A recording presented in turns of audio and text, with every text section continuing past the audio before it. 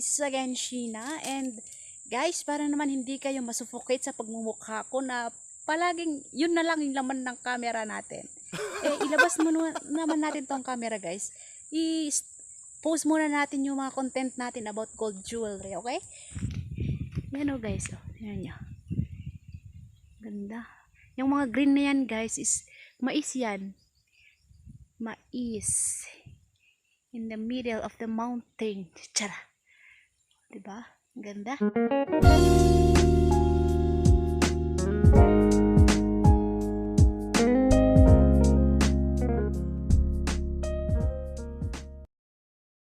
tayo magpatuloy, guys, gusto ko muna na magbigay ng short na kwento sa inyo kung bakit yung title natin, kung nakikita nyo, is unang pasyal sa 2024, diba?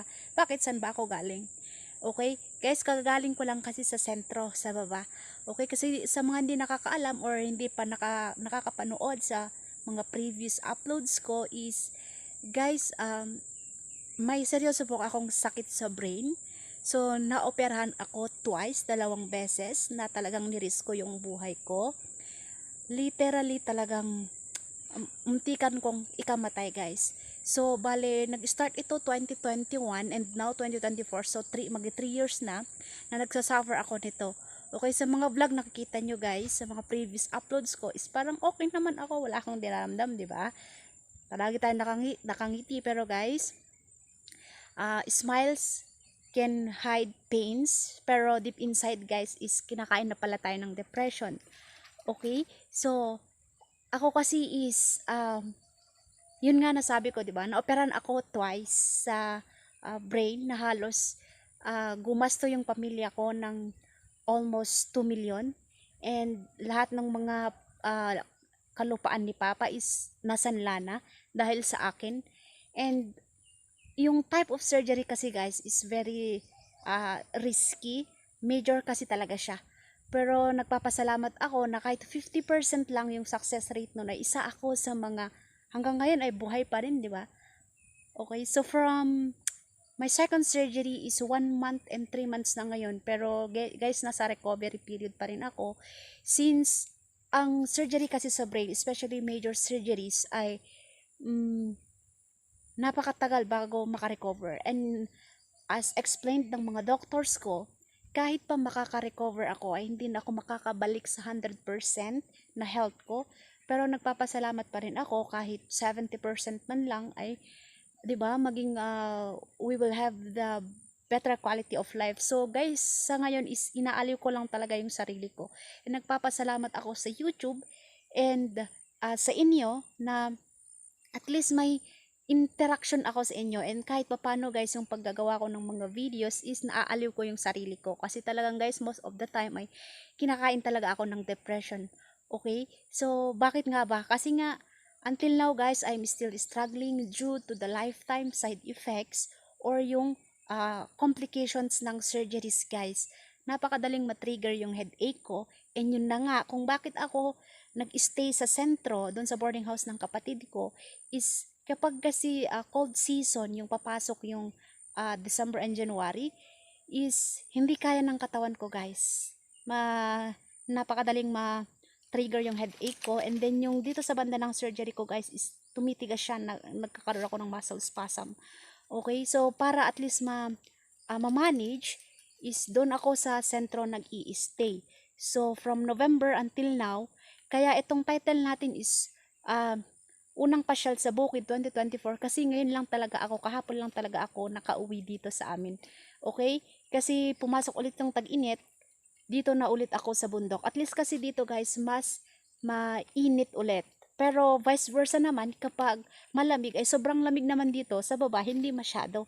Okay, kasi nga dito sa kabundukan, syempre, ang daming kakahuyan, and then, malamig, mataas kasi talaga, so malamig. Okay, so sana po ay suportahan nyo ako, and tara, pasyal tayo.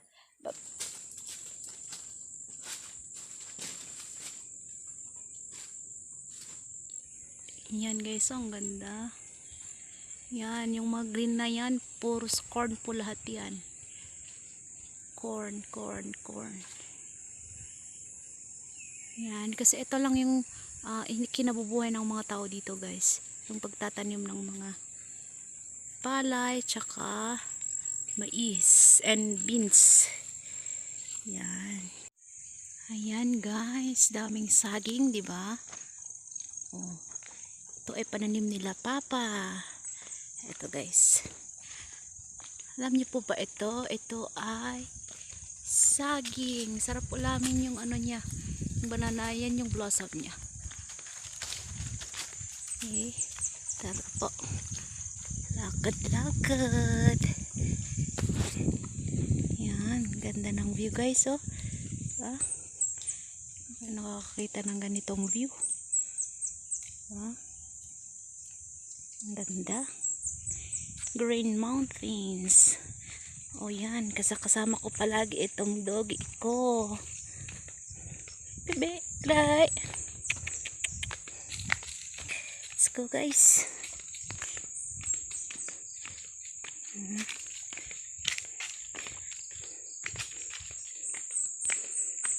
Ito naman mga mangga guys. Oh, kapag namumunga yan, lubos-lubusan yan. Ito pananim di papa. Ito naman, hindi ko alam kung anong tawag nyo dito guys. Ito sa amin to is gabi. Yan, hindi ko alam kung anong tawag nyo dyan. Yung root crop nyo ay ano, nauulam guys or nakakain. Maghuhukay tayo next vlog para makita nyo. Okay, let's go, let's continue. Okay, another manga.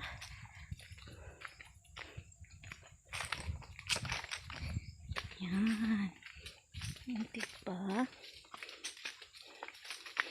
layo guys. Sinong nakaka-relate sa inyo yung ganito na nilalakad yung dan kasi hindi pa siya sementado?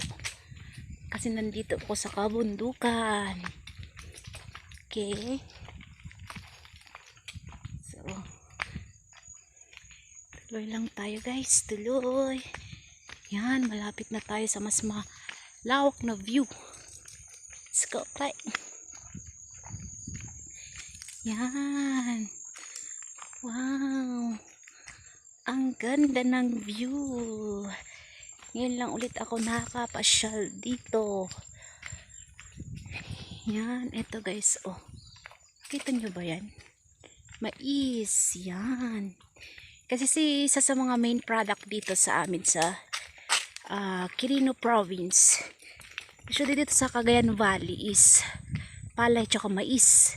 Kaya dito sa bundok, ayan oh guys, kahit ang taas-taas ng bundok, yan. Yan. Yan, yan. Kahit ang taas ng bundok guys, tinatamnan ito ng mga mais, beans, or palay. Wow, ang ganda ng view, diba? O yan, sige. Yung kabundukan, kuhanan natin. Yan. Okay. Yan o guys, o. Yan nyo. Ganda. Yung mga green na yan guys, is mais yan. Mais in the middle of the mountain. Tara, diba? Ang ganda, ang ganda, ang ganda. Tara pa, diba? Tapos ito naman sa kabila guys, yan oh, another kabundukan. Yan, oh diba? Tapos proceed lang tayo guys. Proceed.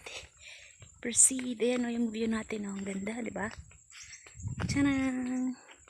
Tadang! Ganda. Ayan. Tadang! Tiring! Tiring! Tiring! Tadang! Ayan o guys o. Diba? Mais.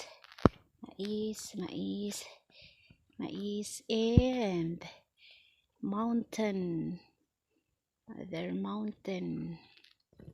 Okay, proceed. Ito guys ay kilakuya ko ito na mais. Ito pananim nila.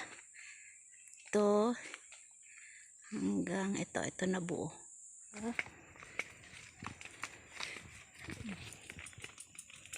Ba? Oh. Yan. Ating kabundukan. Ayan.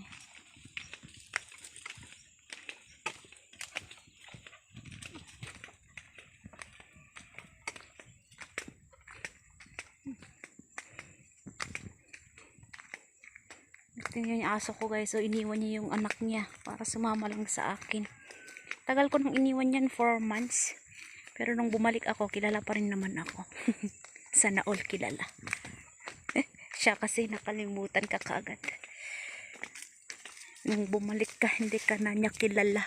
Ouch. Yay. Ganda, di ba? Ito ay kay kuya ko. Lahat ito, guys. Ayan. Isa rin pala ito na source of income dito, guys. Itong saging na ito. Kapag namunga na siya at pwede nang i-harvest, ay na-harvest ito, guys. And then binibenta. Yan. Running water talaga.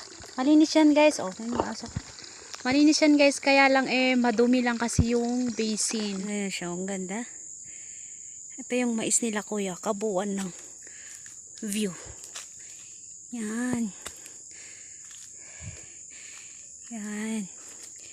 Ito yung daan na dinaanan ko kanina papaba. Oh, diba? So, green na green.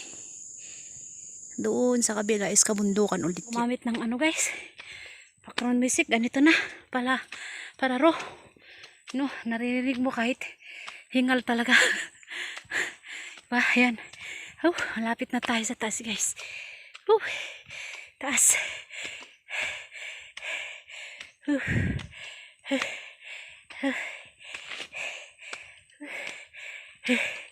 Lapit na tayo. Lapit pa. Lapit pa, bes. Tayo.